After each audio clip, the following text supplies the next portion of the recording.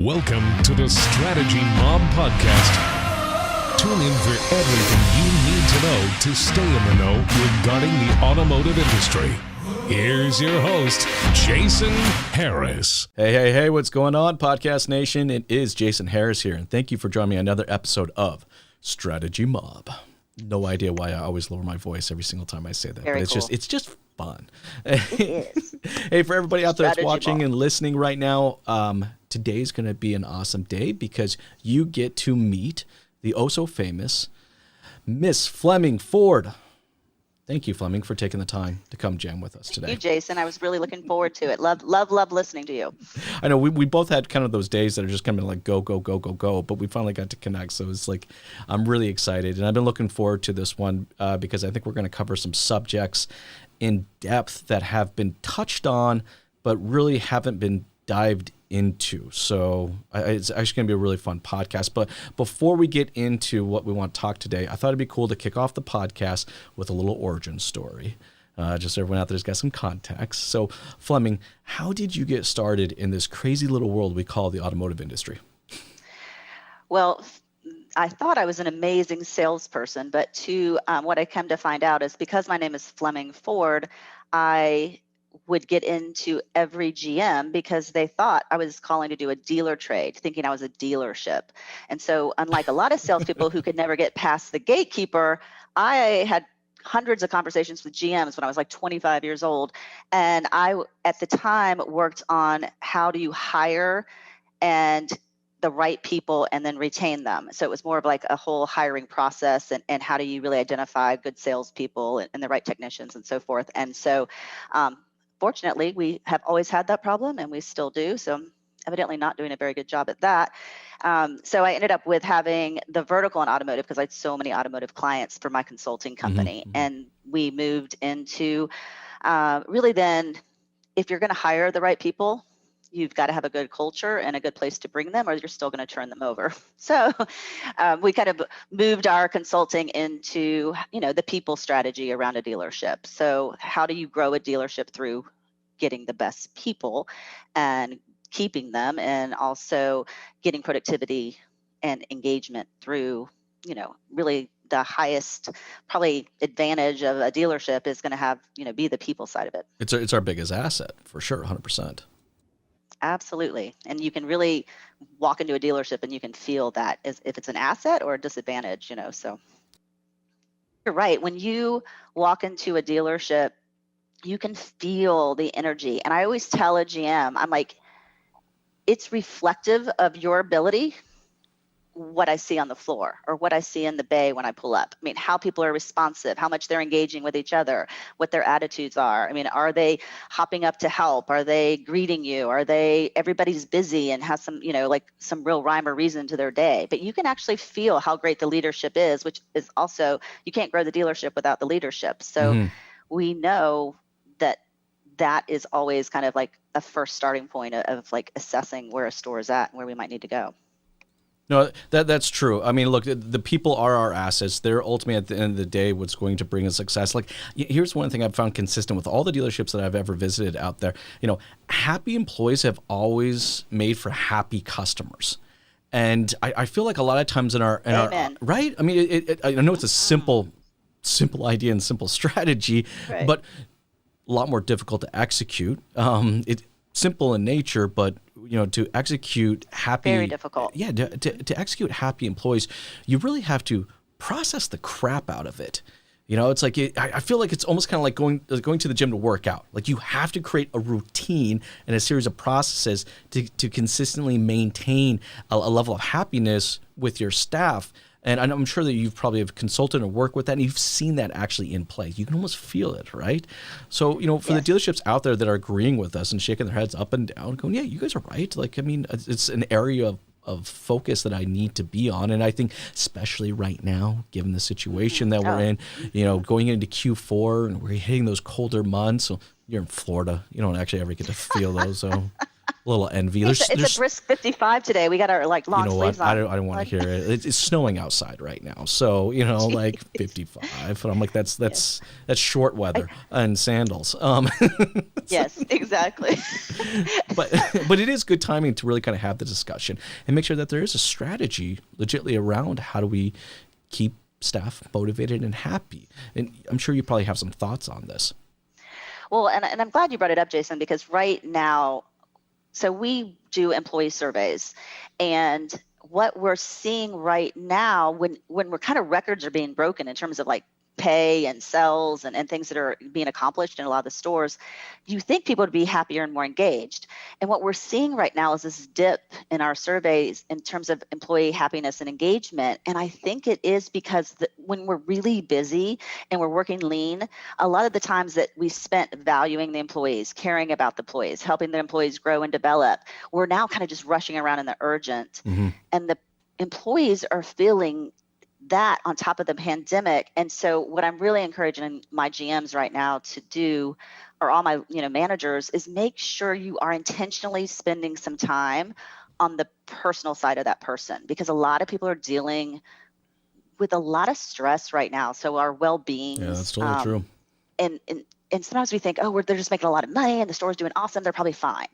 And actually right now people are in crises emotionally, and they're dealing with, no hope. And so it's a great time to really go to your team and make sure the GM's role right now is probably the most important thing that, they've ever had to do, Mm-hmm. is make sure their people are in a good space and they feel safe and secure and, see some light how in do the tunnel. How do you identify that?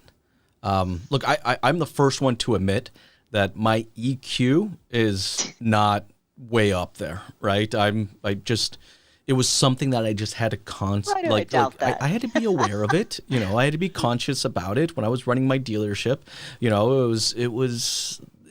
I was very just get stuff done. And I find a lot of entrepreneurs were just like that. We don't necessarily have a whole lot of emotion going through that, but it is so important right now. So what are some tips for some dealers out there to kind of identify, the individuals that are just having a bit of a rougher time? And I feel you, because when I get busy, I'm not like what I call my niceness, my caring. Yeah. I'm like, let's just go. I need this done, So I totally feel you. Sometimes I have to schedule it. Sometimes I let's put it on your calendar. You're going to do some one-on-one time with, an easy thing, especially in a bigger store. I do, I have, and I can get it so they can download it. I do what I call coffee and combos. And so, would be you maybe pull a parts person, a service person, the receptionist, a sales person. So you put like a small 6 to 8, 9, 10 people together, and they have breakfast with the GM. And the GM just asks really good questions. What could we do differently? What could we do to make happier? So it's a nice way to get the GM to be relatable, because sometimes, my GMs are awesome. I mean, they really do care about the people. But I always say there's like an IP gap, their intention, Mm-hmm. Yep. and then the perception, right?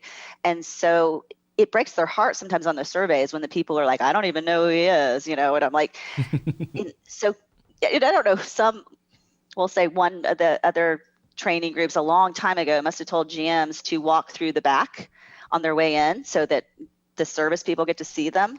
And so, I'm like, that's not enough, I actually remember doing that. Yes. And they're always very proud of it because somebody told them to do it. And so we actually did a study where we looked at why service technicians, we love to do studies, by the way, why service technicians were staying at their jobs or not, like what was driving it. Mm-hmm. And this last year, so out of the top 10 things, this last year, 3 of them were about the GM. And they've never been about, the GM never even gotten to the top 10 because they didn't used to go back there that much and it wasn't a big deal. But now people are looking at the GM, not just to produce results, but really to cast the vision and cast the why. Everybody is more about what's my purpose and do I matter? And people need to feel that, which sounds really soft and, but it's really such an impact on retention across the store. And an easy other thing you can do is just stop and say, Jason, hey, I was wondering, you're really good at, can you help me out with, what's your idea about, or, I want your thoughts on this. And that just builds people up, I and like it's that. free. It's free. But you have to make sure, almost like any goal, you have to really kind of put it on your calendar and say, I'm going to talk to 3 people today that I don't really know, and make sure they know I care about them.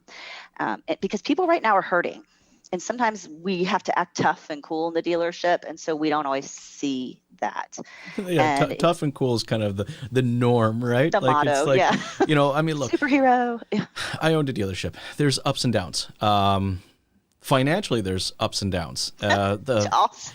I can't tell you. I mean, I'd literally watch a bank account go from here to here Right. to back up to here to over there, all within the same month, and you're just You're like, funny. holy jeez, it's Yeah. just deals were being funded and things were going out and cars were coming in. Deals were and not it's being just funded, not yeah. being funded, and it's just so there's so much pressure. I agree with you. There's so much pressure. There's so much stress on that GM or that DP type role that it's like we have to schedule it. I mean, I live and die by this thing, and I've learned to live and die by this thing. This was not natural for me.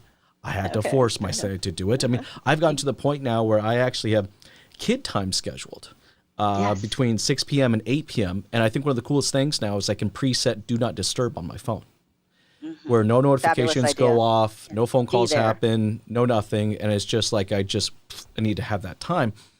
And one of the things that I would do at my dealership was similar to kind of what you were talking about. Is like when I was walking by a salesperson's office, and I know that they had done, because I get the reports, like, and they closed this deal, or they closed this deal, or the technician closed this RO, and I just ask them, hey, how'd you do it? Yes. I may have already know the Fabulous. answer.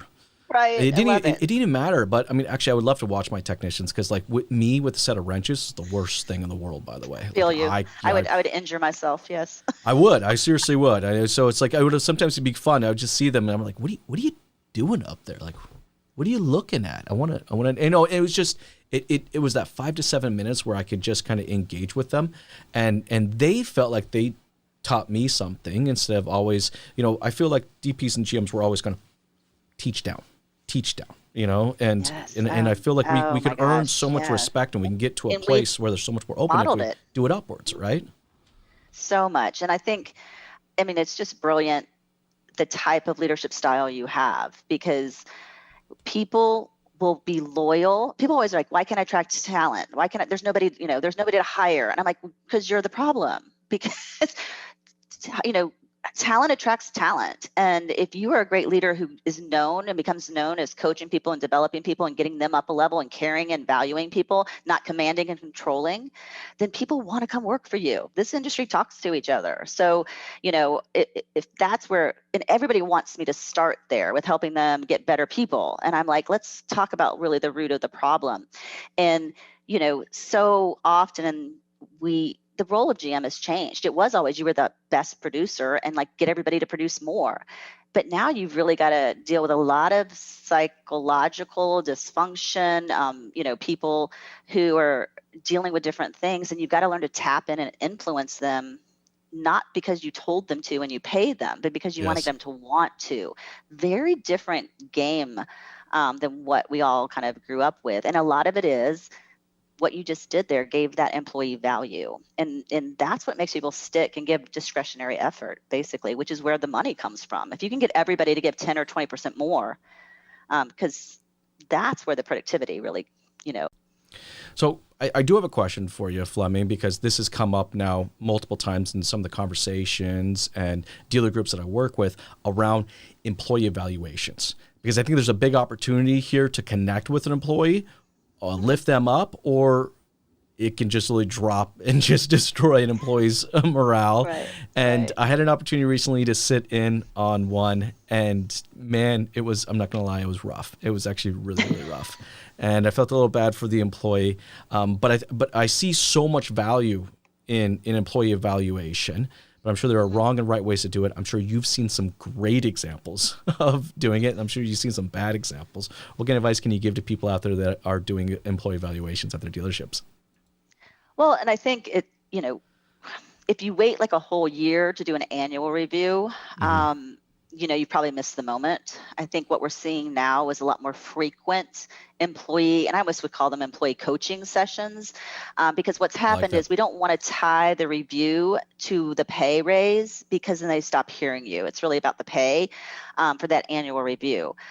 So, when you really want to do performance reviews and set goals, I really recommend they do them more often and more frequently, so that the pay discussion is like almost, built on the year of information that we put together. That way they're hearing you and they can do the coaching. Another area is where there's a real lack of clarity when I see goals and reviews, which makes it hard to do the review. So you can't manage what you don't measure. And a lot of times we're like, sell more cars. Like that's the only goal, right? Right. Yeah. Right. All right, get to 20. And so really it's about the activities of the day and managing the activities and where they're at in terms of what they're doing to get to that number. And so a lot of times that's where the work comes in for the leader. So that accountability part gets ignored. So it's like, today we need to catch, 8 more cars. And then everyone's like off to the races, but there's no real clarity about who's doing what, when they're going to come back to me, when they're going to ask for my help, what do they need to get there. So, I always make sure all the goals are those SMART goals, which I'm sure you've heard of, but the SMART goals mean, they're specific, like it's a very specific goal. It's measurable, because I don't want to be the bad manager. It's like you either exceeded the goal, you met the goal, or you're below the goal. It's a very factual conversation. It's not how I feel like you did. And then A is it needs to be attainable. Right? It can't be like you got to go from 8 cars to 30 this month because I need to hit my numbers, right? So that's, and it needs to be like relevant to, they can't say they want every Saturday off as a goal. So it has to be relevant, but most importantly, it has to be timely. So T is timely, and it's like, do you put time restraints on it? Because Jason, if I say to you, hey, can you get this to me as soon as possible? That could mean to you right now, or it can mean to you, oh, you meant today, boss? So yes. A lot of times we're too busy to be clear as a leader. And then I think the secret to really effective performance reviews is you have to balance care with candor.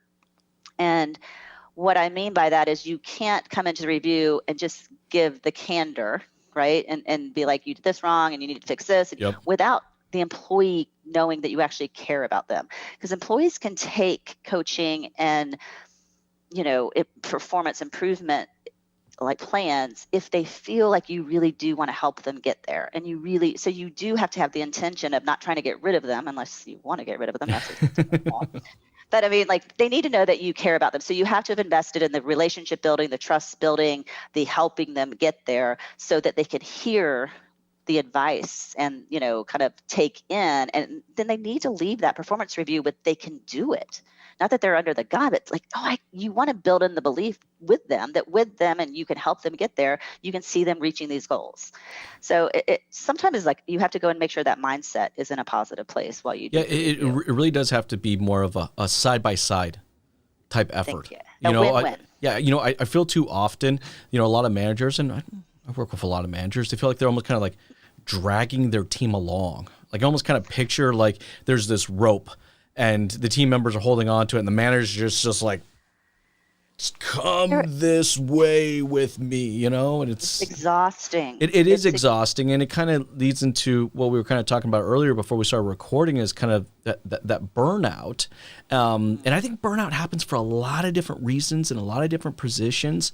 But you said something earlier where, you really kind of focus on the efforts, not necessarily the results. I know we are such a result-driven, industry. I'm actually not necessarily all for the way our pay plans are structured because they're so result driven. I mean, I played sports very heavily as a kid. I mean, for a very long time, and you focus on the efforts, and the efforts determine what your results were ultimately going to be. And Right. but every single time I worked with a coach or somebody else, it was always working on those efforts and focusing on those efforts. And then of The course drills and the, yeah. exactly, and then of course the efforts are measurable. So, from a manager's perspective, now I'm managing a process that has a measurable element to it, and I'm not having to manage More than the the end game. person. Yes, I'm not having to manage the person with results. I don't burn out as quickly because I let the process manage the people, not me managing the people. So then I just have to focus on this ball that just kind of continues to push along. But I don't feel like we ever kind of get to that space. And then we ultimately kind of end up burning out. Do you see the same thing? Well, and I think people are tiring. I mean, it's like being Yes. a parent of 20 people and they're, you got your babysitting hat on. I mean, and you may be a well-paid babysitter, but nobody is fulfilled with that. And I think, You want to what hear I something love, what funny real you quick? The best manager I ever had was actually an ex-kindergarten teacher. really, I think there's something that's there. hysterical. Yeah, that I have to think about that for a minute, what that means. But when you said, like, to me, managers manage things and leaders manage people. Like, leaders they have to be good at people. That's it, and getting people to want to do their very best and having the confidence to do their very best. And with that, if you get too caught up in, the results, people start to feel like cogs in the wheel. And I think that it's exhaustingly draining, especially to the managers, because leadership is a skill. And a lot of times we take our highest producer and we put them into management and we're like, congratulations. And, We expect you to be a leader. and that is like, leadership is a long learning process. I mean, even if you've been doing it for a long time, you're still learning tricks of the trade, but there's a lot of skill set involved. And we take all these like new leaders and we just throw them to the wolves and say, get them to do what you did. And then that's a big shift, and it's all about me to it's all about them, and I have to get results through them. And so it's the only way people kind of feel comfortable is controlling it all. And when you're controlling and pushing and pulling, like you were just saying, you can't gain any more capacity. Like, how are you supposed to grow 20% when you have nothing left to give? Because you're already there, bell to bell. You're there all the time. They're draining every bit of energy out of you. And so you can't figure out how to build on that. And a lot of it is, are we getting the right people? Are we empowering the people? Are we developing and coaching them so they can take some of it off your plate to free you up to do some fun, strategic things that you haven't got to do? Because I think it's like, the day-to-day in and out that's burning out a lot of people in our industry. Well, it is burning. And I also find what ends up happening is, and I've said this many, many times, it's a jack of all trades and master of absolutely nothing type scenario. Much. And it's just, we wear all these bloody hats, and look, we have the intention of being the best manager, the best salesperson, or the best service manager. We want to be the best. But to your point, leading and managing are two entirely different things. And, if I was a salesperson gets promoted into a manager role, what they did as a salesperson, they did a great job of managing their own efforts to get the results that warrant them moving into this position. But just because they were able to manage themselves does not necessarily mean that they can lead others. Like it's an entirely especially like you different think game. about like top salespeople, they're young, like they've been like fighting it out with all these people, and now I'm supposed to take care of you. I mean, it's such a big like headspace switch. And so, it's like when I start working with a leader and we really look at what are you doing all day? Because it's really easy in our industry to be busy but not do your job. We can push paperwork all around all day long. Oh my gosh, like you can, and everybody, I worked so hard, I did 60 hours. And I'm like, if I really sat in your store, and looked at what you did, that's where we break down, where are we really being productive and using our time? And are you putting the right hat on? So there's many levels of leadership. And the one you just started with is like, you have the job, right? Like you get to boss people around now, but what you also don't get is it's a really hard job and you have to give a lot to get a lot. And then a lot of people get stuck there. And it's like, leadership is really about, building those relationships, building trust. People want to know, do you care about me? Are you going to help me grow? Can I believe in you? And do I matter? And that's we kind of skip over that step a lot and jump right into production. Move. I got to get my numbers. And the people don't feel. It's the do you matter. It's the cornerstone, right? Do you matter, you see, I mean, I love the fact that you said that, because be nice. like if we can get them to know that they matter to us, then we can build upon it. But you're 100% right. We just jump right past that whole section. Yeah. You know? Well, and it's the industry push. I mean, it's the OEMs and pushing every month. Like they don't care that, I get hired a lot with the OEMs to work on retention. And, like we know it's, a huge issue. And we actually compile all the data for the NADA workforce study every year. So we get to do a lot of studies with some of the OEMs. So then they want to work on retention. But then they're kind of the problem. Sorry, OEMs. Mm-hmm. No, because they're creating this pressure of monthly that, we can't, it just puts so much pressure on the teams that they get so focused just on numbers instead of what they're building and what their brand is and, how the customer experience is going to go. So it's a hard cycle to break, and it takes a lot of framework to build a team that's the right people in the right place, that's empowered, and everybody's doing more than what we used to do 5 years ago, because the GM roles change. And so we have to empower all the rest of our managers. And then frankly, we got to start empowering our people. And they're like, I can't trust them to do that. And I'm like, why did you hire that person if you can't trust them with a customer?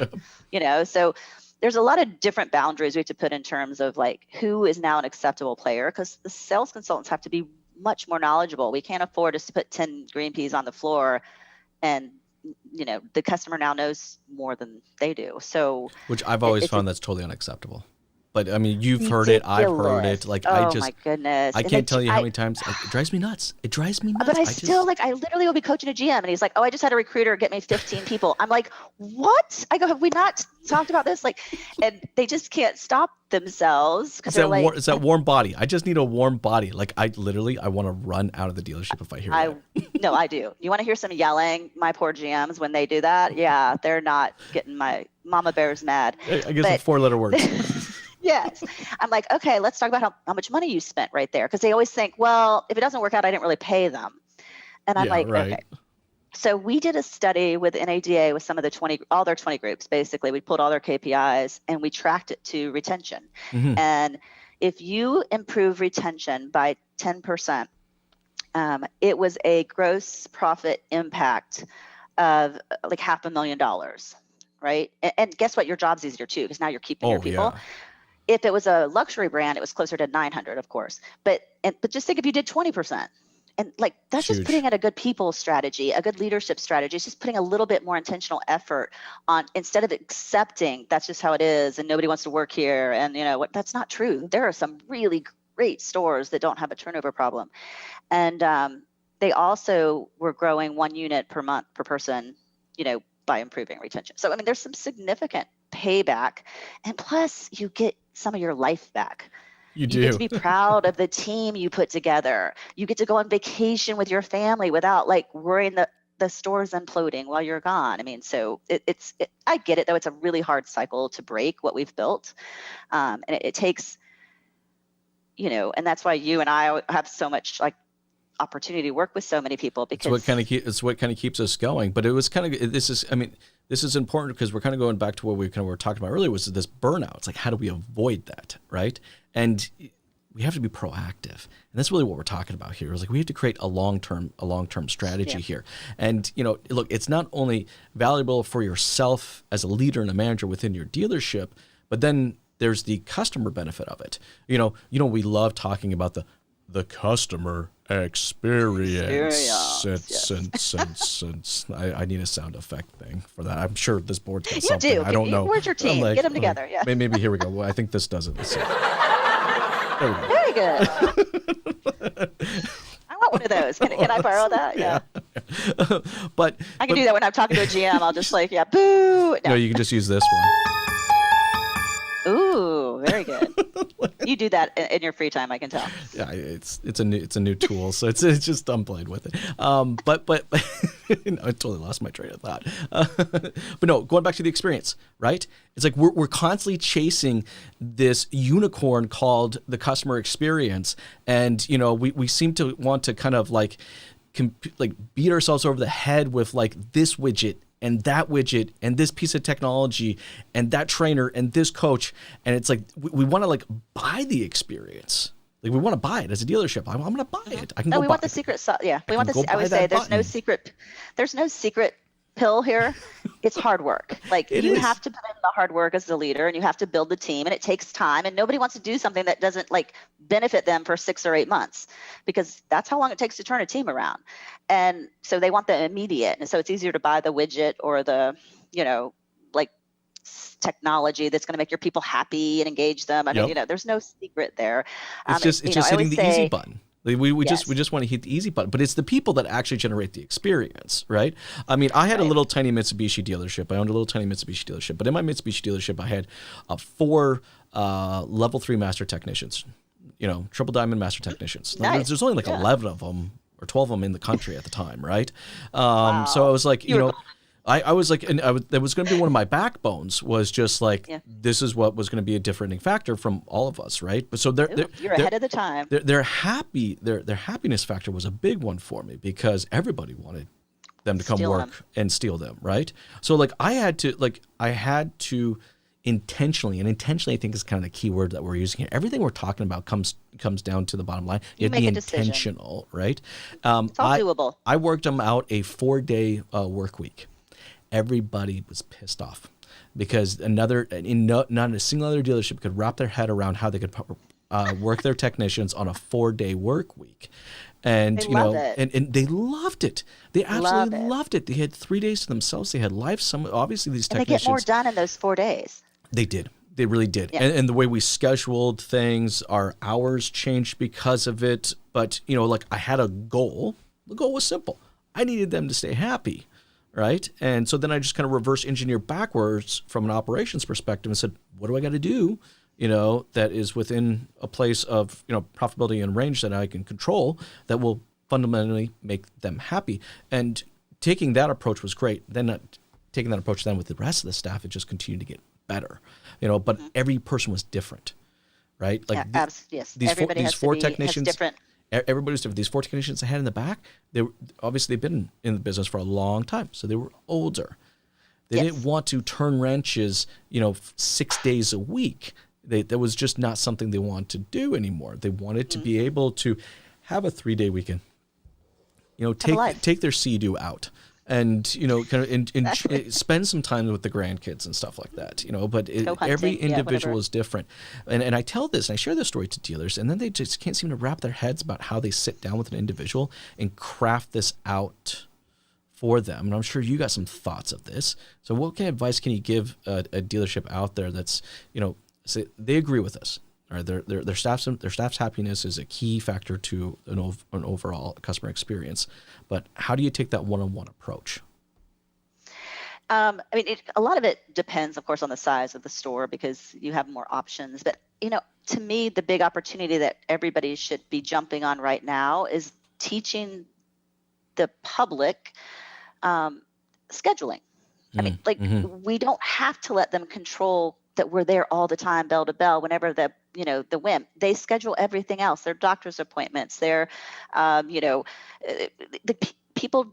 And right now, they don't want to come when it's all crowded. So they don't want to show up in the morning at 7 when your bays are full and they have to, be around all these people. And so you can have some better conversations if we teach the employees how to really set the calendar. And, my husband and I were just talking about it. He took the car in the other day and he said, they said to me, if I could do it this time, I'll be in and out. And he's like, of course I did that. And he's like, why don't they do that more often? And I'm like, so we have this fear that the public's not going to come with us. But if we teach our employees to teach the people a new way to deal with us, then you can actually schedule even the front around appointments that are coming in. I mean, of course, everyone's there Saturday, but like you can even do some 4 days stuff up front, just, have that be the crossover day.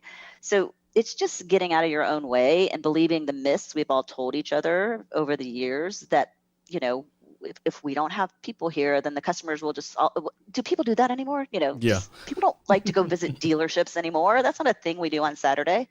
We pick the one or two, we call you 80 times, you don't return our calls, and then we finally have to show up. So we just have to think about doing it differently and getting different skill sets. And definitely looking at like, frankly, the millennials don't mind the crazy hours because they have really crazy schedules anyway. For But sure. it's more, do you care about their life outside of work?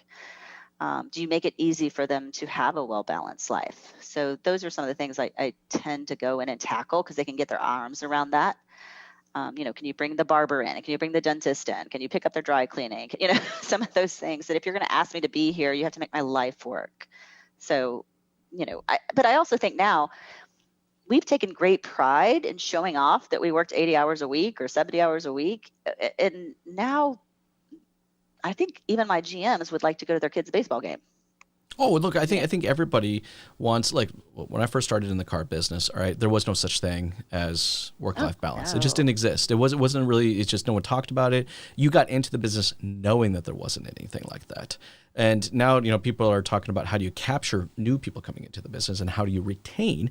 And I think that's one of the biggest ways that you both capture new employees and retain existing employees is an actual work-life balance. And it's that lack of that work-life balance. It's always kind of focusing on the results and not focusing on the efforts that ultimately gets everyone to this burnout section. And, we kind of talked about this a little earlier. I'm not necessarily the best EQ in the world. So I don't necessarily identify when my team is burning out. In fact, I've made it very, very clear that you guys have to talk to me because I don't know if I can pick up the little signs that you're the nuances that you're burning out. What kind of advice can you give dealerships out there, that are having those issues? Because this affects happiness, this affects retention, this affects customer experience. Like, how do you identify burnout? You ask them. I mean, unfortunately, so we do an employee survey. And the 5 questions, like we have slider questions that just do engagement, which is where we're going to pick out. Because a lot of times we ask, how much do they look forward to coming to work? Would they recommend it as a place to work to their friends and family? Would they recommend it as a place to buy a car or get their car serviced? Do they feel like, are they planning to stick around? And where we will pick up burnout is when they start scoring low on I don't enjoy coming to work anymore, and I wouldn't recommend it to my friends to come get a job. So what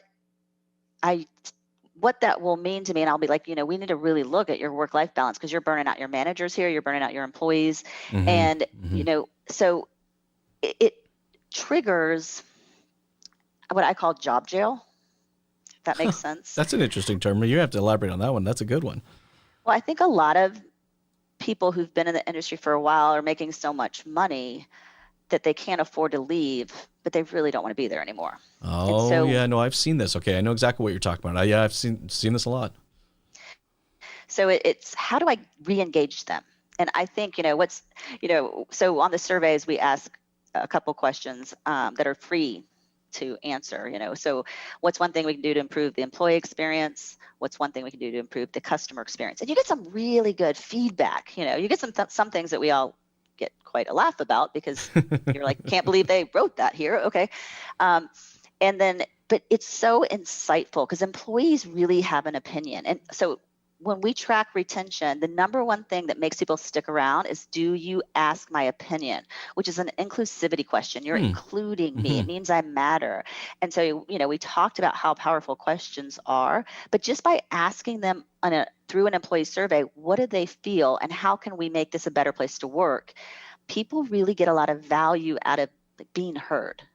And so, I am always a big proponent of doing some, you can do your own employee surveys. We survey like probably 40,000 dealership employees every year and run studies on what, is really causing them to be happy or not. And it's really, are you growing me? Do you care about me? Can I trust you? Do you do what you say you're going to do? And then do I really am I important? Do I matter? And so we have to focus more time around that, but you have to kind of see where they're at. And, your intention, I know, as a leader is to really have a great team who's engaged and happy and delivers exceptional experiences to the customer. But the intention is not always, what's actually happening. And so we really got to fill in that gap between what you're intending to do and what's actually happening in the eyes of your people. And we just have to ask them how you feel. And if you're really good at taking feedback, then as a leader, I always try to get you to sit down and say, what can I do to be better? Let's talk about that. Let's talk about that for a second, because that's actually come up pretty recently. Is how do you receive and how do you take that feedback? I was with a dealer principal the other day, and we did actually, we're having the discussion kind of how we're attracting new business or new employees, new staff, and also what we're doing, what's the retention strategy with the current ones. Then of course I just kind of I said, don't you do employee reviews and surveys and stuff? Yeah, we stopped doing that a few years ago. Okay, why?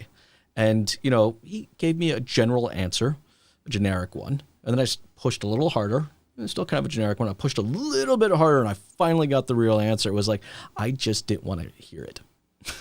Like, that's what it kind of came down to, right? It's just like, I just don't care. It's uncomfortable. It's uncomfortable. How do we get into that mindset for the dealers out there that are listening right now? How do you get to that mindset where to be able to receive or take that feedback?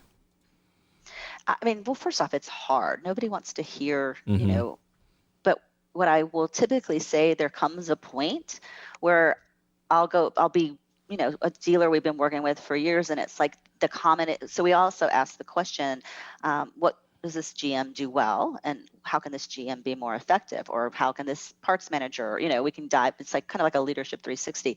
When you get that page, so that's an opt-in question. And I always look at what percentage of the people on your team took the time to say something good about you. When you get like where 80 or 90% of them are like, he's the best, or she always cares about what I'm doing, she's helped me grow, or he's, when you get that page, I'm always like telling them, like, you print that out, put it in a frame, and when you're having one of those really crazy bad days at the dealership, you read that, because that's you did that. I mean, it's a privilege to lead people. And if you're not going to bother to commit to do it right, then you really shouldn't be in leadership. And so you have to pay the price to get to the perks. And that's so true. Like, there's not everybody is designed to be a leader, and not everyone's designed to be a manager. I think for a lot of people out there, they just have to be honest with themselves and say, is like, am I the right person to lead this? And it's not necessarily wrong. You can be an owner and realize that you're better at managing efforts than leading people. Operations There's nothing wrong with that. I just feel like plenty of money to be made there, A lot of us, there's this level of just honesty with our upper management team, and just say, like, really, are we prepared for this? Are you the right person for this? Am I putting too much on you? Am I expecting you to be leader and manager all at the exact same time? And those kind of sometimes conflict with each other. Look, Fleming, I know that we could probably go on this subject for quite some time. And this has been such an awesome episode. And I want to thank you in advance for taking the time to jam with us today. But before I let you go, for everyone out there that's watching and listening right now and love to connect with you and your company and kind of follow along with you guys and learn more about what you do, what's the best way to do that? So we can be reached on esitrends.com, and you can learn more about, all the profiles and surveys if you have interest in that. We also are starting a GM Academy, a new launch in January that's going to go through next year, where we're kind of every month handling different people strategies. What is your hiring process? How can you, hire the right salespeople? How can you, how do you have those difficult conversations? How do you set goals and performance management? So we'll be focusing on a people strategy and growing your leadership to grow your dealership. So that's exciting. We're really excited to launch that. And, if anybody wants to, if you want to do like a coffee and combo and ask your people for their opinions, I'd be happy to send you our set of questions that we give out to all of our leaders. Just to kind of get this conversation started in terms of, what's a good way to, because some people aren't as comfortable really, opening people up. We're used to telling them what to do, but getting them, asking good questions and being quiet is sometimes the hardest thing we have to do. So be happy to do that, or, LinkedIn with me through you, everybody. So, and we also have a monthly leadership newsletter. If anybody wants to sign up for that, just shoot me an email. It's Fleming, Fleming at esitrends.com. And I'd be happy to get you set up with that. Those are some awesome resources. And anybody that's watching and listening right now, I definitely encourage you to check out those resources. We'll make sure to include a link for some of those resources in the podcast, in the comments down below. Fleming, thank you so much for taking the time to jam with me today. This has been a ton of fun. I'm sure we'll be doing this again soon, and hopefully sometime in person. That'll be even better. But that'll be our cocktail hour with absolutely, I'm in. Cocktails and convo, yeah. That's one of my favorite words, so I'm there. Hey, thanks again, Fleming. You have yourself an amazing day. Thanks, Jason. Thanks for tuning in to the Strategy Mob podcast with your host, Jason Harris. Don't want to miss new content? Be sure to sign up to be a mobster at strategymob.com to stay in the know. Remember to like, comment, and subscribe.